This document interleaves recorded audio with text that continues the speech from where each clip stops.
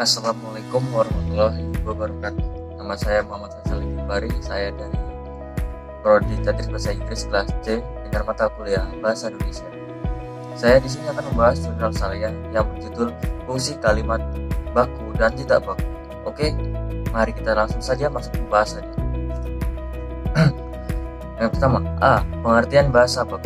Bahasa baku ialah satu jenis bahasa yang menggambarkan keseragaman dalam bentuk dan fungsi bahasa. Menurut ahli linguistik Einar Heygen, dia dikatakan sebagai logat yang paling betul bagi suatu bahasa.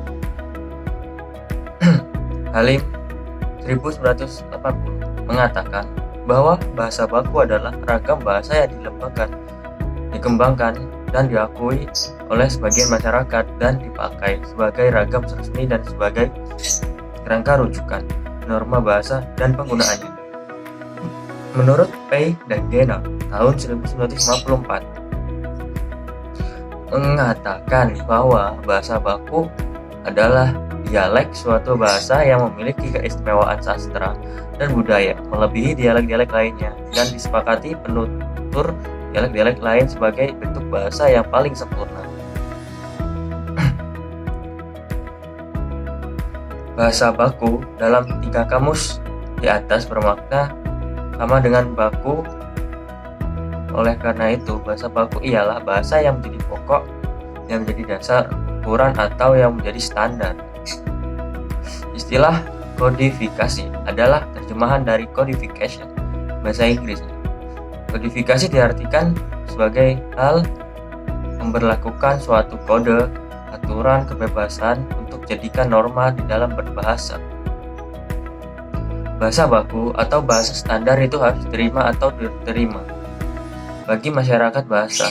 Penerimaan ini sebagai kelanjutan kodifikasi bahasa baku. Bahasa baku itu difungsikan atau dipakai sebagai model atau acuan oleh masyarakat secara luas. Acuan itu dijadikan ukuran yang disepakati secara umum tentang bahasa, kode bahasa, dan kode pemakaian bahasa.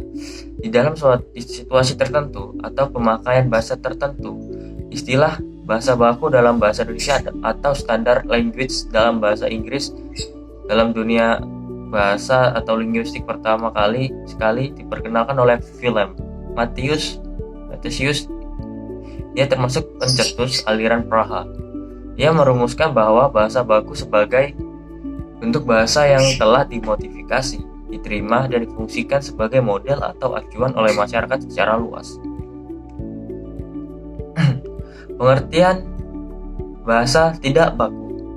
Istilah bahasa tidak baku ini terjemahan dari non-standard language. Istilah bahasa non-standard ini sering disinonimikan dengan istilah ragam subbaku, bahasa non-standard, ragam tak baku, bahasa tidak baku, ragam non-standard. Menurut Suharyanto, bahasa non-standar atau bahasa tidak baku adalah salah satu variasi bahasa yang tetap hidup dan berkembang sesuai dengan fungsinya, yaitu dalam pemakaian bahasa tidak resmi. Menurut Al-Wasilah, bahwa bahasa tidak baku adalah bentuk bahasa yang biasa memakai kata-kata atau ungkapan, struktur kalimat, ejaan, dan pengucapan yang tidak bisa dipakai oleh mereka yang berpendidikan. C. Pengertian dan ciri-ciri bahasa Indonesia baku dan tidak baku. 1. Pengertian bahasa baku. Bahasa Indonesia baku adalah salah satu ragam bahasa Indonesia yang bentuk bahasanya telah dikodifikasi, diterima, dan difungsikan atau dipakai sebagai model oleh masyarakat Indonesia luas.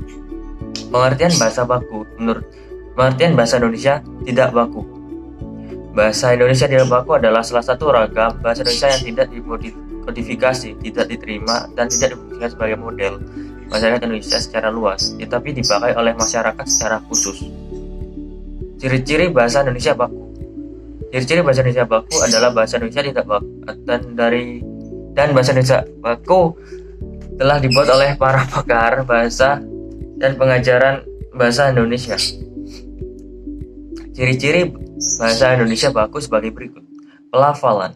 Sebagai bagian fonologi bahasa Indonesia baku adalah pelafalan yang relatif bebas atau sedikit diwarnai bahasa daerah atau dialek. Bentuk kata yang berawalan me dan ber dan lain-lain sebagai bagian morfologi bahasa Indonesia baku ditulis atau diucapkan secara jelas dan tetap di dalam kata. Konjungsi sebagai bagian morfologi bahasa Indonesia baku ditulis secara jelas dan tetap di dalam kalimat. Partikel lah, kah, dan pun sebagai bagian morfologi bahasa Indonesia baku ditulis secara jelas dan tetap di dalam kalimat. Bahasa contoh-contoh kesalahan berbahasa. Kesalahan merupakan sisi yang mempunyai cacat pada ujaran dan tulisan yang sang pelajar.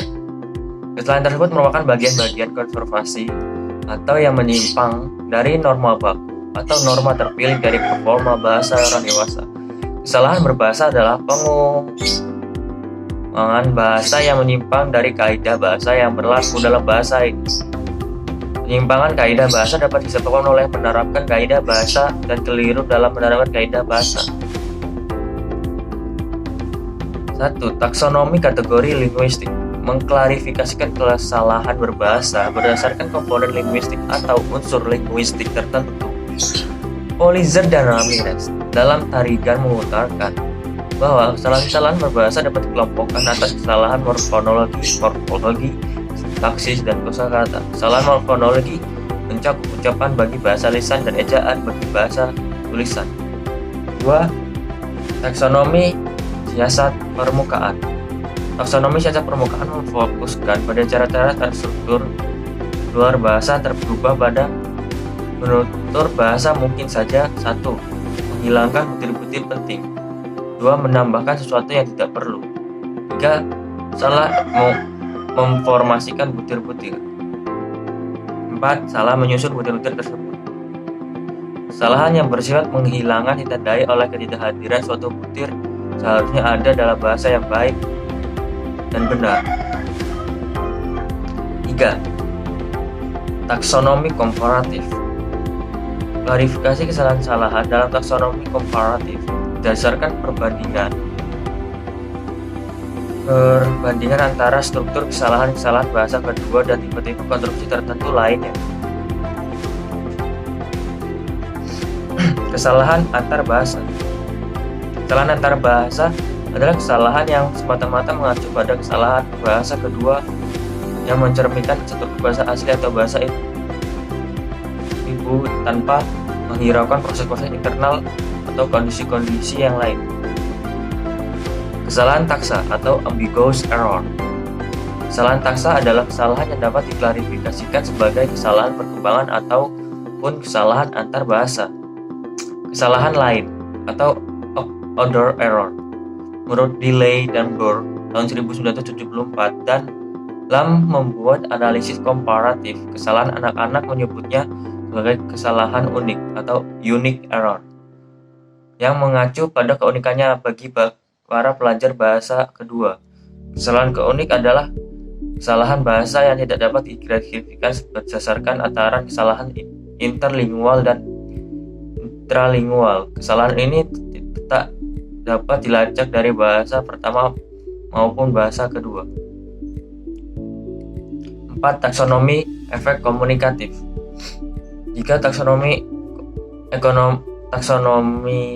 komparatif memusatkan perhatian pada aspek-aspek kesalahan itu sendiri, maka taksonomi efek komparatif memandang serta menghadapi kesalahan-kesalahan dari perspektif efeknya terhadap penyimak atau pembaca.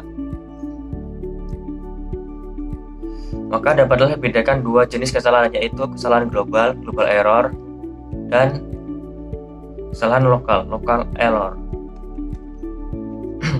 Dan baiklah, itu adalah hasil jurnal saya dan pembahasannya.